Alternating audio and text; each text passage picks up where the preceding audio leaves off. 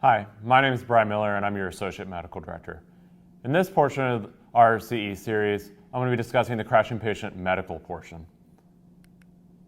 So Dr. Vithalani gave us an overview already of the crashing patient protocol and some of the philosophy behind it. Now I'm going to be covering the crashing patient medical portion, and then our fellows, Dr. Mekri and Dr. Lula, will be covering the crashing patient trauma and traumatic cardiac arrest sections. So when we started out our protocol set 2 years ago now, we added a specific section in the patient assessment where we said, do not move the patient to the ambulance or transport the patient from the scene until basically the best attempts at correcting hemodynamic instability have been completed. And so we recognized that that was fairly vague of who met the qualifications for that, what was truly stable, or what was the best attempts at stabilization during that time. And so what we've made changes for this protocol for is giving a little bit better of an inclusion criteria of who's included in this protocol, and then also referring to the crashing patient medical and crashing patient trauma sections in the patient assessment. So what you see here is the new updated portion of this, which is a little bit more language for those specifics. And so the idea is by putting this in the patient assessment portion of the protocol that you're at least thinking about this or applying portions of this algorithm to any of your patients that you see out there. Most patients will meet the goal for your crashing patient protocols right off the bat. So they have a fine oxygenation and ventilation status, their circulation's fine, check, check, check, you're through the protocol, nothing that needs to be done for those specific portions of the protocol. However, if the patient does meet the specific inclusion criteria, this is where we kick into the protocol specifically and are going to apply it in full. And so when we think about who meets this protocol, basically we put it as provider impression of extremis. What does extremis mean?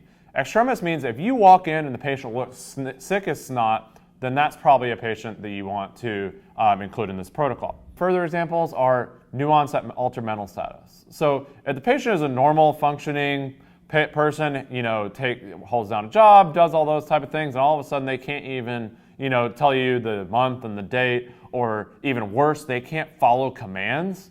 Those are big red flags that something is wrong with their oxygenation or ventilation status or their hemodynamic or circulation status as well, and that should be a red flag. Airway issues, you walk in, basically they're having gargling respirations or you're obviously not handling secretions, that should kick you in. Severe respiratory distress or respiratory failure, that's going to be another one that kicks us into this. Signs and symptoms of shock or poor perfusion, or you walk in and you're basically seeing an imminent cardiac arrest, respiratory arrest, and saying to yourself, man, this dude's just going to code. All those type of things we're going to cover in this as well. So if you meet one of those things, that's where nothing has changed about this protocol.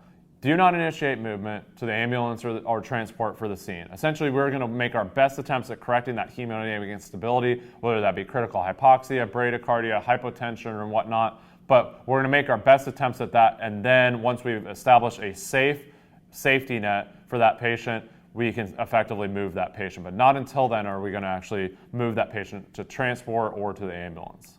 We oftentimes get questions about, is there anything that doesn't follow in this protocol that is a time-sensitive emergency where you can move the patient earlier rather than later, and is there basically caveats to the protocol? And so the most common ones that we get questions or concerns about are STEMI, stroke, and medical hemorrhage. And what's medical hemorrhage? That's your ectopics, that's your AAAs, that's your GI bleeds, your massive hemoptysis or coughing up blood type patients, all those type of things where there is certainly a defined benefit to going to the hospital, getting to the emergency department, and there is a time-sensitive intervention or a set of things that the emergency department can do for that patient that we can't do out in the field. And so, for example, STEMI, right? We all know that that patient should get to the cath lab in a quick and timely fashion. But if we have critical bradycardia and the heart rate's 30 and the blood pressure is 50/20, right? That patient easily could go into cardiac arrest. And essentially, if that patient goes into cardiac arrest, very few emergency departments in our service area will take a patient in cardiac arrest to the cath lab. And so essentially, if you let them go into arrest, they may never get that intervention that they needed in the first place. And so that's also similar to stroke. And so we all know that clot busters or thrombolytics or TPA is the gold standard for the stroke treatment. However, if we leave a patient critically hypoxic and critically hypotensive, they have a certain number of neurons that are in there that we're trying to save with the TPA. If we're knocking off those neurons by basically allowing the oxygenation and perfusion status of those to be terrible, then it doesn't matter how much TPA we give them, they're not going to have the best neurological outcome they can because we knocked off those neurons that otherwise we could have saved with the thrombolytics if we had given a safe and effective transport to the hospital.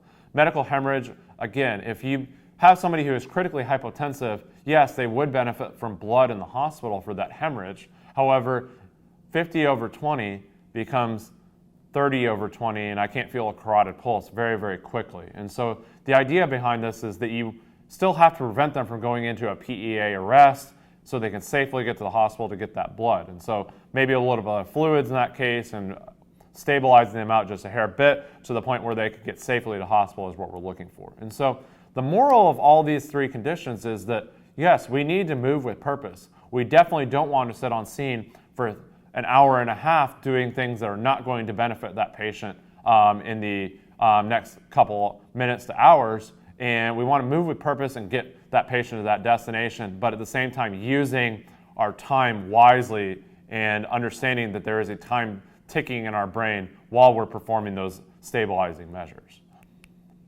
All right, so we also want to talk about the concept of lily padding. And so what is lily padding? And that really means that, yes, your patient may be on the couch. And while we say do not move that patient, we don't mean don't move that patient out of wherever they are found if that's not a good resuscitation space. And so if you're in a spot, like the Bermuda Triangle we joke about, where that's the toilet and the bathtub and they're wedged in between, if you have a patient there and you can only fit a single provider in that hallway bathroom, that is not a good resuscitation space. And so you can move that patient a small distance to that hallway or to the living room or a larger workspace where we can actually resuscitate that patient, get multiple hands on that patient, and treat them appropriately during that time. And so the other part of that is we also know in reality that some of these patients are just going to be found in locations that are unworkable, right?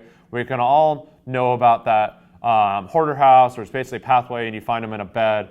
If you can't resuscitate that patient in that position, again, it's okay to move them. And then, of course, there's going to be environmental conditions as well. Pouring down rain outside and the patient on the ground and you're trying to pace them is, of course, not a workable situation as well. And so we understand that you're going to have to move the patient in that way. But the biggest part is that we understand there are certainly conditions that we don't want to work in. We're all in pre-hospital care. We can all name those terrible conditions, where I don't want to be in that space any longer than I have to. But there's spaces where we can work and spaces that we just don't want to work. And so one of the best ways that we can think about where we want to work, where we don't want to work, but we need to work is, imagine that patient was in cardiac arrest. Ask yourself, would I work the patient in that position?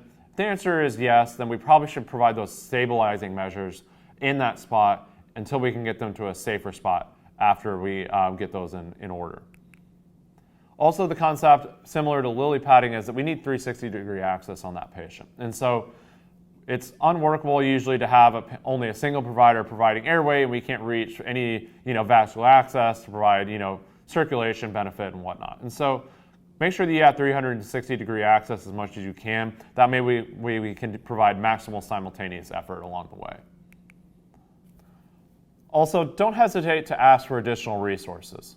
So especially we have places in our service area where all we have is, basic first responders, or, it's an incredibly sick patient, we just need more hands on them. And so asking for those additional resources may be beneficial. So we all know that, the MedStar supervisors, the critical care paramedics and whatnot may not be available at that time due to other obligations in the system. But again, think about those resources and ask for them as well. Also, don't forget to ask about your battalion chiefs in Burleson or your medic ones in Fort Worth. Those also can be additional resources and more ALS hands on that patient to get things done as quickly as possible. And so That being said, though, don't utilize, especially your critical care paramedics, supervisors, and whatnot, don't utilize those as a buoy or a lifeline, right? This is a protocol we expect and believe that everyone can follow. And so we're not looking for a bailout plan. We're essentially just looking for additional hands on that patient and another set of brains to apply this protocol in a quick fashion and get that patient safely to the hospital. One of the biggest single errors that we see is releasing our first responder resources that are on scene too early. And so this is critical. These patients, if they're in the crashing patient protocol, often deserve multiple set of hands besides just the 2 MedStar paramedics on and taking care of them. And so what we see is often is that we release our first responders and then all of a sudden they're asked to come code 3 back to the scene because we realized that we were over the head or the patient's decompensated even further. And so keeping all resources on scene allows us to get all those things done in a quick time frame and ensure the safety. Most of these patients that are critically ill, they also benefit from multiple riders in the back and not a solo paramedic. And so again, this is a good reminder to keep these resources on scene when you can. So I include this slide here, and it is probably the most basic of this entire presentation. But if it was so basic and it was always being done, we wouldn't include it. And so make sure to get full physiological monitoring on this patient. When we look in our QA reviews on some of these really sick patients that get moved, especially if they get moved early, is that we don't have the full picture on that patient right off the bat. And so make sure that you're not just getting a blood pressure and a heart rate. Oftentimes we may have a good blood pressure, we may even have, just a mildly tachycardic heart rate, and then we get the additional portion of our picture with capnography, and all of a sudden their capnography is like 8. And so that is a red flag, right? That you haven't gotten all of your picture. And so there may just be a single number that is going to tell you that your patient is much sicker than you initially realized. And so we may also get a blood pressure and a heart rate, but we look at the SpO2, we may see a number, but it's a terrible waveform and stuff like that. And so make sure that you're applying all your physiological monitoring, get you your full picture there before removing the patient, because often it may just be that single part of the vital signs that is telling you that this patient is subtle sick versus all the other ones are just kind of mildly off or borderline, and it's one thing that kind of clinches the deal for you. Okay, we also see that a single set of vital signs, we often rely on that single set of vital signs to say our patient is stable and believe that, that they're going to stay stable during our movements and whatnot. And so a single set of vital signs is exactly that, a single set of vital signs. It does not equal a trend. When we get a single set of vitals, we may have seen just a single flash of a number that we like up there, SpO2 at 94%, but all the last SpO2s have been 88, 80, 85, 92, 91. And so we liked the number of 94%, but could we rely on that number? Most likely not. Same thing for that blood pressure of 91, 92 over, something low. That may be 90s right now, but 5 minutes later that could easily be in the 80s, and we're getting into a much more critically hypotensive state. And so in total, a single set of vital signs tells you nothing about a trend for that patient. And so we don't know if they're going to go up, down, or just stay stable during that time. Also, the mantra of, treat your patient, not your monitor, still applies, right? And so trust but verify. If you're using a large cuff, maybe that patient really actually needed the regular cuff. And so that falsely high or that falsely low blood pressure, consider verifying that with a manual blood pressure. So just trust that your monitor does give you reliable readings, but also recognize those situations where we need to follow up and make sure that it is a true and appropriate reading for that patient. All right, let's talk a little bit more about SpO2 and capnography. So SpO2 obviously tells you about your oxygenation status, and so it may tell you a little about your perfusion status, particularly that smaller number, your perfusion index or PI. If your PI is somewhere over the 1 to 2 range, that's probably a believable SpO2, especially if it has a good waveform. And so that does tell you a little bit about perfusion, but when we look at things in total, capnography tells us a ton more. Capnography tells us about our breath rate, right? It tells us the status of our lower respiratory airways. If we see sharp thinning or we see small molehill ventilations. It shows that we're not adequately ventilating, we're having obstruction with our ventilation. More importantly though, end-tidal CO2 tells us about our perfusion status. And so you can see that getting capnography on gives you tons more information versus your oxygenation through your SpO2. So while it doesn't actually stand for this, SpO2 you can think of as a little mnemonic or memory aid is that you have to see the pleth wave. So to see and evaluate your SpO2 number, it's not just the number alone that we can rely on. We have to see the pleth wave to believe if that is a good or a bad reading. And so what you should see is basically every EKG beat you should see a peak, and that should correlate with the pulse on your EKG leads as well. And so if you're seeing peaks with every pulse, then that is a reliable waveform, and we really should believe that number even if it is a bad number at that point.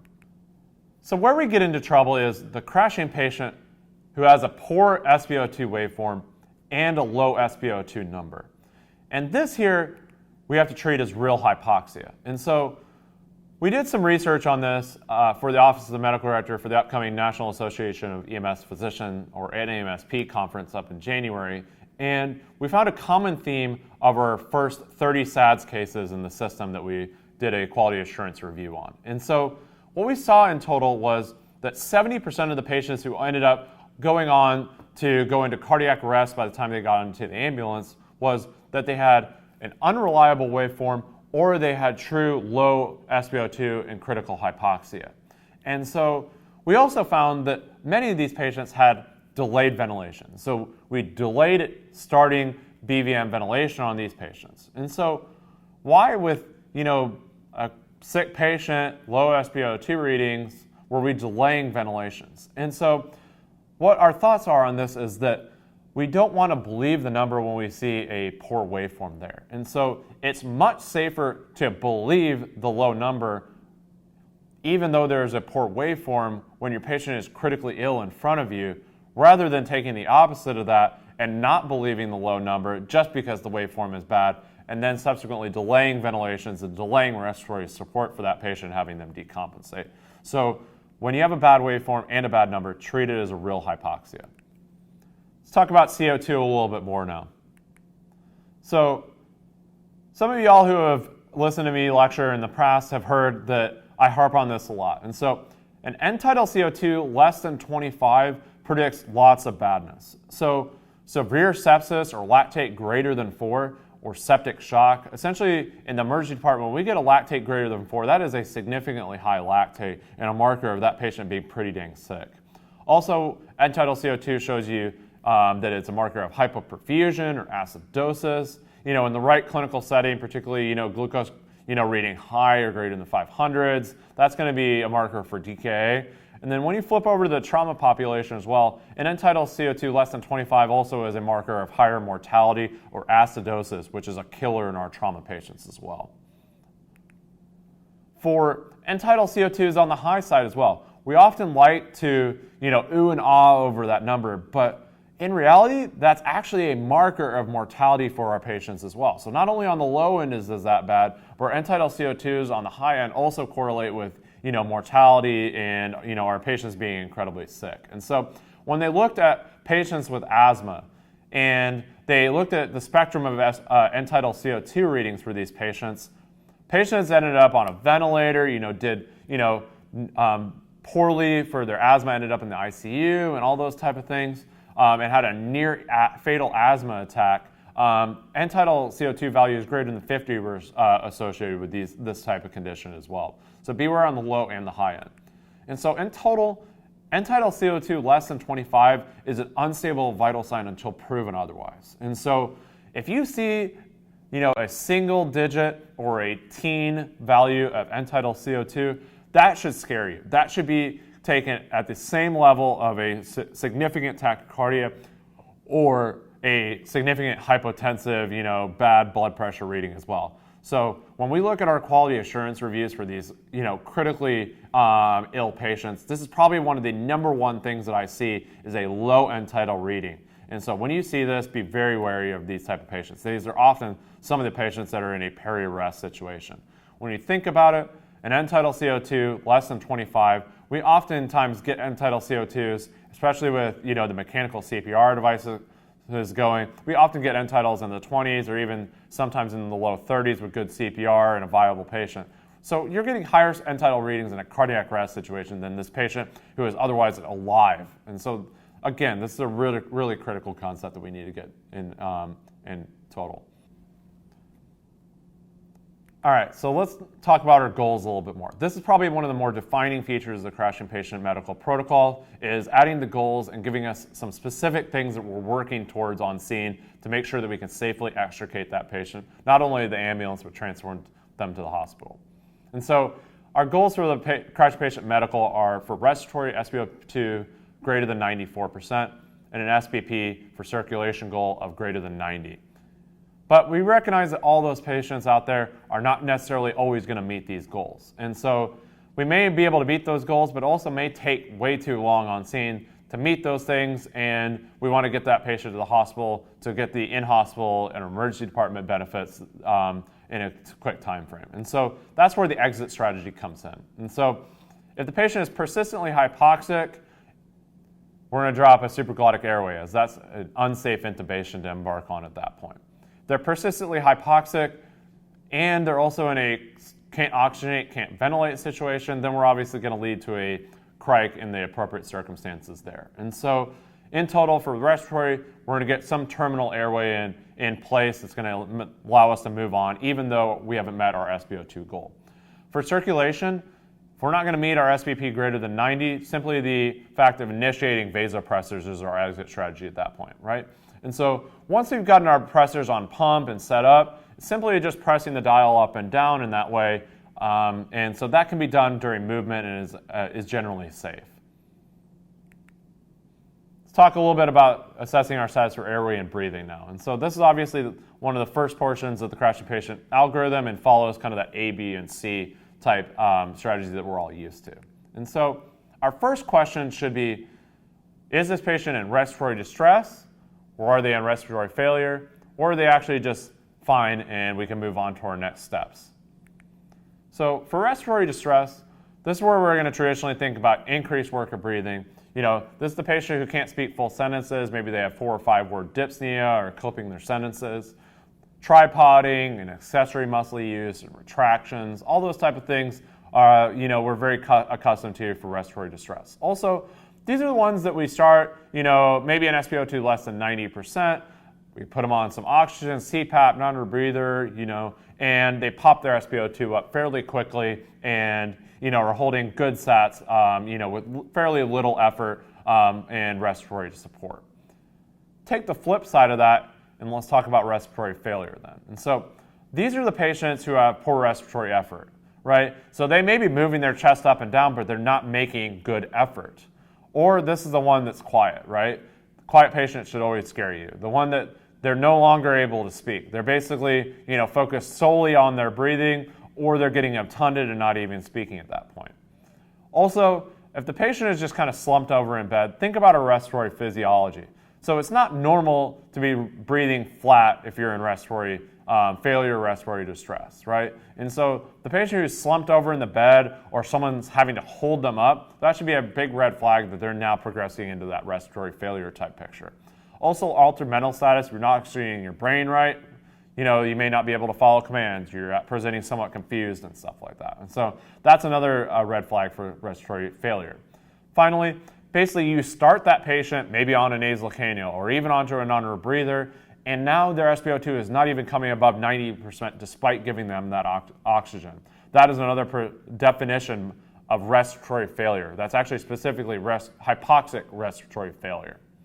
Then also, don't forget to utilize your end-tidal CO2 to evaluate for it as well. And so when we think about it, and this top picture here is a picture over time. And so when we think about this, this is your hypoventilation patient, right? So you walk in, maybe their end-tidal is 40 initially, a couple minutes later it's now 50, wait in a couple more minutes later it's progressively getting worse and worse, and now we're in the 60s, 70s, and all that. That patient is in now hypercarbic or high CO2 respiratory failure. And so that is a patient who now needs more aggressive measures. And then most commonly in our respiratory patients who are, tiring out, we may see something called hypopnea, or the speed bumps or little molehills on our SpO2 or end-tidal CO2. And so this is going to be where you may see a great 4-phase waveform, and then you see these little speed bumps.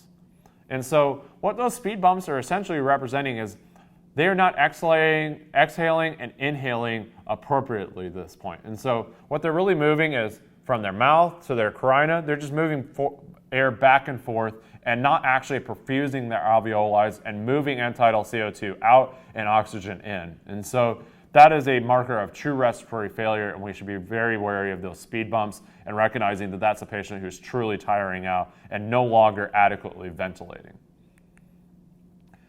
Or we've asked ourselves if they're in respiratory failure or distress. We look at the patient, maybe just a circulation issue. They've been, vomiting for the last 7 days. They're just dry. Their BP looks bad, and their respiratory status is completely fine. So this isn't supposed to be a really complicated protocol overall. And so if they pass the respiratory goal, move on.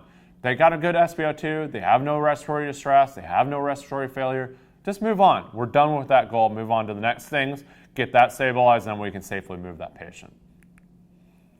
So we all know we're respiratory distress tools, right? This is going to be a non-rebreather. This is going to be our CPAP, depending on the appropriate situation. And so also don't forget to treat the underlying cause. So we're really good at asthma, COPD, wheezing type things, right? This is nothing new. This is nothing that has changed in the respiratory distress type protocol, and it's more a reference to that. And so for our asthmatics and COPDers, this is going to be, your 3 back-to-back, start them on continuous, give them some steroids, start a MAG infusion on them for your asthmatics, consider your epi intramuscular as well. And so we're really good at those type of things. And so for your acute pulmonary edema patient, aggressive CPAP, getting it on early, don't forget to titrate it as well. And so also as part of that should be aggressive sublingual nitro. In previous protocol revision 2 years ago, we removed the top dose for sublingual nitro. So that way we can just give it every 5 minutes and continue it based on our patient's respiratory and blood pressure status. And so we've gotten some questions specifically on different modalities of nitroglycerin. And so we had specifically the question of, should we use IV nitro? Some other EMS services, specifically Montgomery County outside of Houston, moved to using IV nitro for specific crashing acute pulmonary edema type patients. And so we looked at that, and we did some research of our own for our system to see how are we doing for our pulmonary edema patients. And so we basically took blood pressures greater than 180, patients that received CPAP and received sublingual nitro, and pulled those all in together as a group. And these were the patients we would all expect that are in there, right? They got rails on exam, they're in respiratory distress, they got histories of heart failure, they are, fluid up, they got both pulmonary edema and edema in the legs. And so this population fit what we would think for this. And so what did we find? Average systolic blood pressure when we arrived was somewhere, around the 220s range. SpO2 on arrival was about 88%. The average sublingual nitro dose that we gave them was 2.5. So obviously nobody was giving a half a tablet, but the takeaway was we were giving about 2 to 3 tablets of nitroglycerin to these patients. And so how did we do? And the way we evaluated that was we looked at the last blood pressure we got before we got to the hospital. And so we actually did pretty well. So the average systolic blood pressure when we were arriving, at the hospital was somewhere around 176.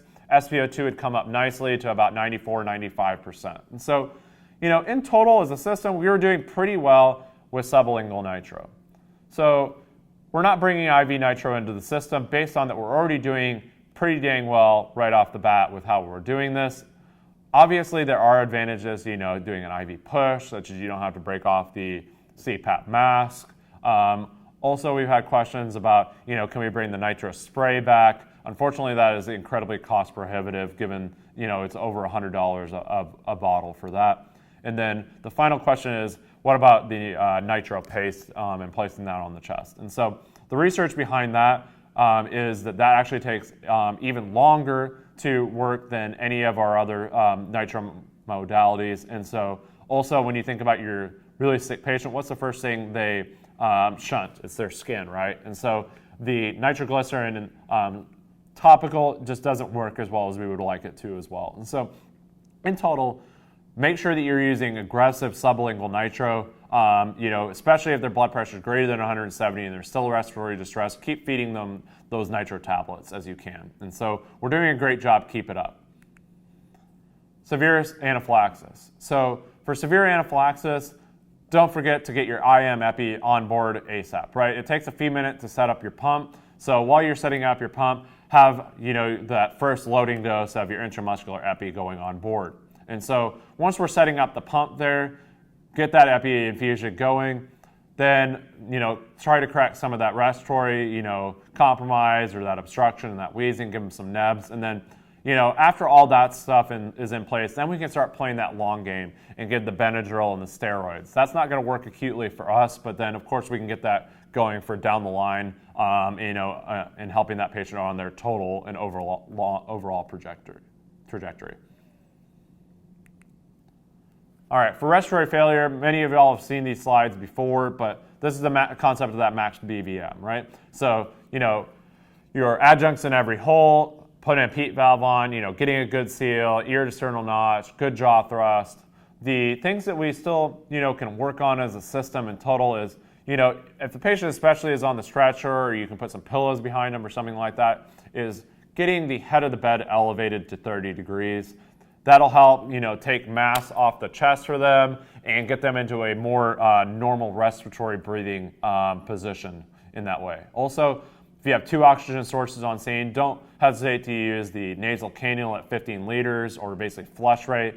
Oftentimes, these patients are going to progress onto some advanced airway management, so the earlier that we can start flushing in as much oxygen as possible, the better. And so the last part of this is where I think we all struggle. And so there's a difference between having end-tidal CO2 and having good or great end-tidal CO2. And so when you look at it, you may have, some end-tidal CO2 ventilations, maybe 4 or 5. Sure, you do indeed have end-tidal CO2 over the course of that, minute or 2. But when you think about what minute ventilation is tidal volume, or how much you're breathing in, times your respiratory rate.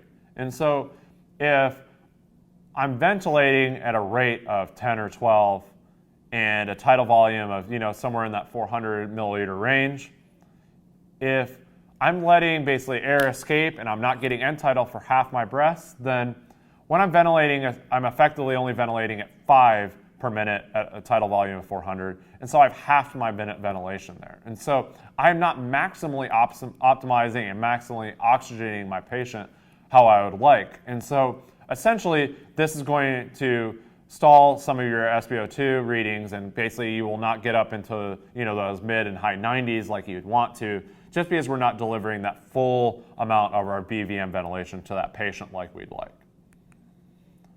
So if we start BVMing the patient and they do not get end-tidal CO2 back, right? We'll briefly troubleshoot that, and then if you're still not getting end-tidal CO2, and especially if you're not oxygenating as well, that's where we're going to make our Mayday call, right? This is where we announce to everybody in the room that we're in a COCV situation or a COCV emergency, and everybody in the room needs to know that, and focus needs to start taking precedence on the airway. And so the 2 best providers at that point are going to start max BVM ventilation. If they start max BVM ventilation and they do a great job and we get good end-tidal CO2, good, we're done. We can move outside of the COCV algorithm. However, if we've tried all attempts and we've done Olympic champion BVM ventilation and we've gotten no end-tidal CO2 back, right? This is where we're in a true emergency situation and we need to start moving quickly and with purpose. And so this is where the double setup takes play. And so first, have one of your providers set up a king tube. We're going to crash that king tube in as quick as possible. Then we're going to set up for a crike simultaneously. And so the idea is this isn't a race, right? We're not going to crike somebody before at least trying the king if it's going to work. And so once you've set up for the king, you're also setting up for the crike, and we're going to crash that king in as quick as possible and evaluate if we get good end-tidal CO2, we're done. Secure that airway, monitor the end-tidal, and move on. But at that point, we have set up for the crike and we're ready to go if the king fails. And if we get no untitled CO2 back, that's crike time. We're going to act on that rapidly and secure an airway for that patient, right? So this is patients who are alive with a pulse in the crashing patient protocol. So short of an extraordinarily rare, DNR type situation or some other very nuanced thing, we should be acting on the COCV emergency and rapidly progressing on through this algorithm and securing an airway, right? Critical hypoxia, can only last a few minutes before we get brain damage, and so we need to act quickly on this. So the idea is that we're going to go through our max BVM and prove that we cannot ventilate that patient, prove that we cannot ventilate them with a king tube, and then perform the crike if all those other measures fail.